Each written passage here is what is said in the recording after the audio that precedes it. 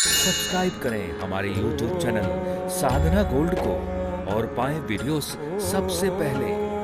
Bell icon दबाना ना भूलें। यदि आपके परमार्थ में प्रीति नहीं है, अर्थात दूसरों के लिए कुछ करना, प्रेम नहीं है, तो तुम्हारा परमार्थ सिद्ध नहीं हो सकता। सबसे प्रीति कीजिए, माता पिता से, दीन दुखी से, पत्नी से, बच्चों से, भाई से, सबसे प्रेम रखो।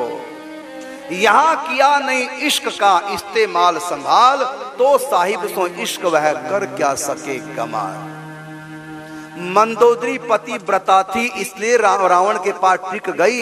अगर मंदोदरी पति व्रता नहीं होती तो जब देखा कि मेरा पति किसी औरत का हरण करके लाया और उसको अपनी पत्नी बना रहा है और मुझको उसकी दासी बनाने के लिए कह रहा है, तो कोई स्त्री टिकेगी ऐसे पति के पास?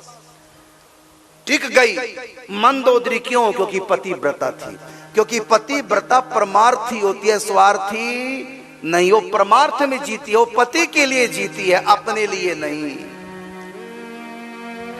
तो रावण सीता से कहता है मेरी पत्नी बन, मंदोदरी को तुम्हारी दासी बना दो। और सुनकर भी मंदोदरी पातिव्रत धर्म का पालन कर रही है, क्योंकि वो शुद्ध परमार्थी है। तो वो पतिव्रता सच्चा प्रेम रावण से करती है। तो प्रेम का प्रतिक्षण वर्धमानम प्रेम होता है पतिव्रता का, चाहे पति कैसा भी क्यों ना हो। क्योंकि प्रेम पति के लिए किया जा रहा है, अपने लिए नहीं। वो पतिव्रत धर्म का पालन करे। मेरा पति परमेश्वर, भला या बुरा जैसा भी है, मेरा पति मेरा देवता है, तो छोड़ के नहीं। ऐसे ही पति ने परित्याग कर दिया ध्रुव की मां सुनीति का, नीति का त्याग कर दिया। लेकिन सुनीति अपने माता पिता के पास नहीं गई कि मेरे पति ने मेरा त्याग कर दिया और मेरी सोच को अपने पास रखा, मुझको अलग कर दिया, तो मैं ऐसे पति के पास क्यों रहूं, मैं जा रही हूं मायके। लेकिन ऐसा उसने नहीं किया। उसके दिल में प्यार था, मेरा पति कैसा भी क्यों ना हो। प्रीति थी उसके परमार्थ के सामने, और यहां तक कि सोच के प्रति भी उसका प्रेम था। ध्रुव जब आया मां के पास रोता हुआ, और जब सुनीति को पता चला कि मेरी सोच ने मेरे बेटे के साथ बुरा व्यवहार किया, तब भी उसने अपनी सोच से प्रीति को तोड़ा नहीं, सोच से लड़ी नहीं, बल्कि ध्रुव को कहा कि बेटा तुम्हारी छोटी मां ने जो कहा है ठीक ही तो कहा है, तू तपस्या कर, भगवान से वरदान प्राप्त कर। मैंने अपनी सोच की प्रशंसा कर रही है ध्रुव के पास। और जब ध्रुव तप करने के लिए जाने लगा तो कहा कि बेटा जिस मां से तूने शिक्षा लिया, छोटी मां से, उनको आशीर्वाद तो लेके आ, प्रणाम तो कर। अपनी सोच के पास अपने बेटे को भेज रही है। मत सोच से भी प्रीति और पति से भी वही प्रीति है, क्योंकि वो सच्ची परमार्थी है और सच्ची स्वार्थी है। परमार्थी व्यक्ति स्वार्थ परमार्थ दोनों को साध लेता है। उसने स्वार्थ को भी साध लिया। उत्तम को राज्य नहीं मिला, ध्रुव को राज्य मिला।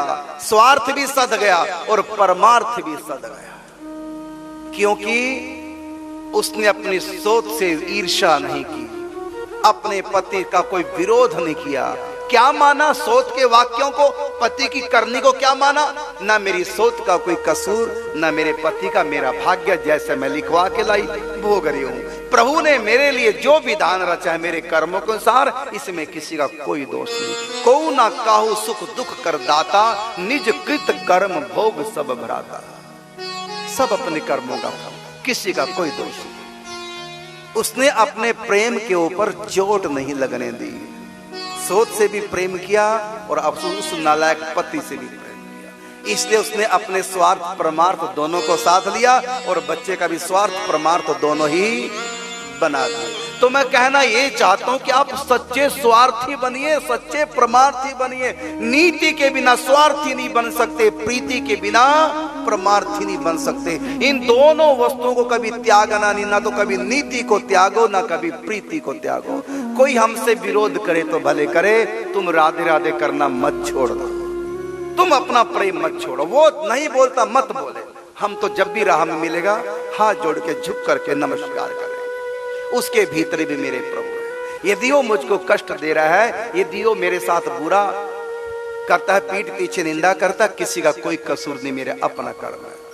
बस सच्चे स्वार्थी बनिए, सच्चे परमार्थी बनिए, तभी आपकी साधना सधेगी। नहीं तो बड़े से बड़ी भी साधना आपको सिखा दें, फलित तो नहीं हो पाएगी।